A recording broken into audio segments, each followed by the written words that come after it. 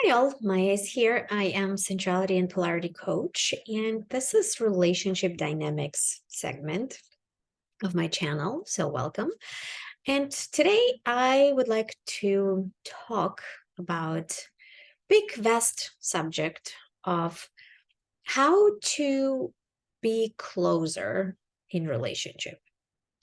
So you can feel trust because when you meet somebody, right, and you have that buzz and butterflies and everything is amazing, it's part of our survival, part how we wired as humans. There's always that question, can I trust this person?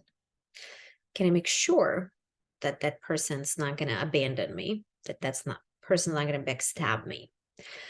And it takes time to cultivate trust, of course. And it also will show you, right, how you deal with challenges in your relationship because there is no perfect relationships. There's no relationships without fights. There's no relationship without turbulence. There is no relationship without doubts, right? Life happens, things happens, we get triggered, right? We show up in certain ways that can trigger our partner. There is definitely, area for miscommunication and misalignment and discomfort. So that happens. And how we go through those experiences tells us a lot. Can I trust this person? Can I trust what is between us? Can I trust in the bond? But today, I want to bring your attention to one very important piece, which is judgment. We as humans, right, our brain wired to assign meanings, our brain wired to say, this is good, this is bad. I like this, I don't like this. This is right, this is wrong, right? One of the most favorites.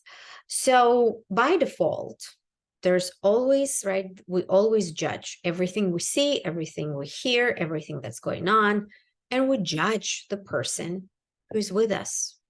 We judge our partner. And if you don't pay attention to that voice in the challenging circumstances where things are not perfect, I guarantee you that would be one of the first loudest voices to say, your partner is missing ABCD or doing ABCD wrong.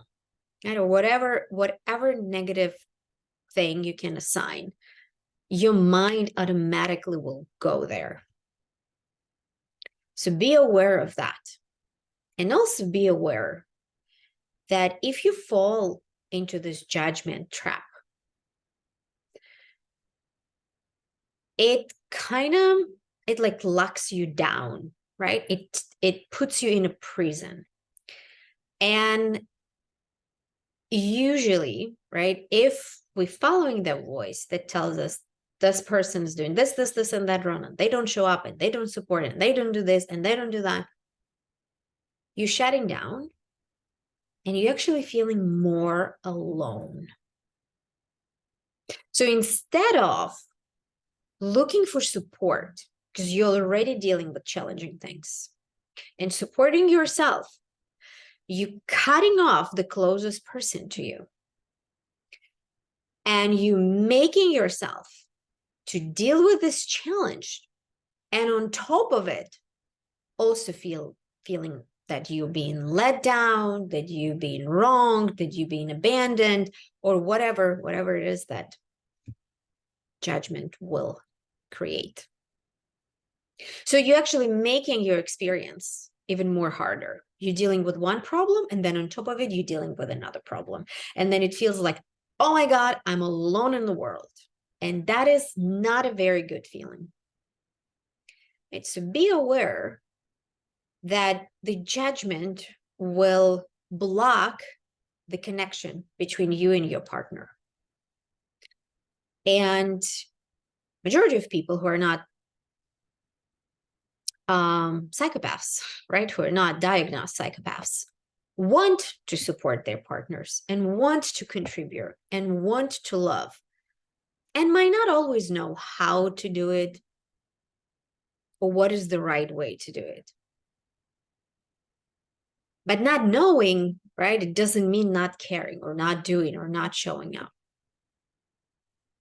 So bringing yourself to the state of compassion towards yourself first and foremost, and then using your partner as a resource, as a support.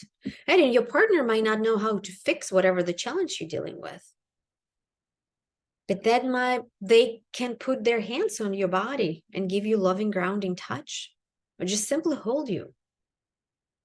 Because actually, when we're feeling challenged to be held, it's very soothing and nurturing for the nervous system.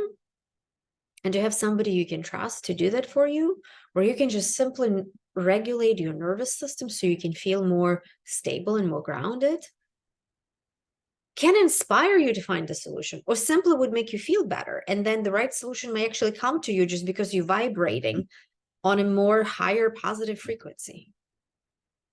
So don't allow those very primal conclusions that your lizard brain, right, our primal brain makes, don't allow that to cut the connection with the most closest and the most loving person in your life.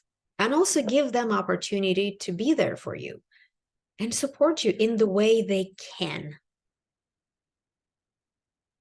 Removing the judgment, removing the expectations, removing whatever kind of conditioning, and letting what is present and what is available to you in. Because when we are in a challenging, where we're struggling to let the human touch and love in, it's a big deal. It's not something insignificant. And again, it might be not a solution to your problem, but it would make you feel better. And if you feel better, it will be much easier to find the solution when you feel shitty, alone, and abandoned. Comment below.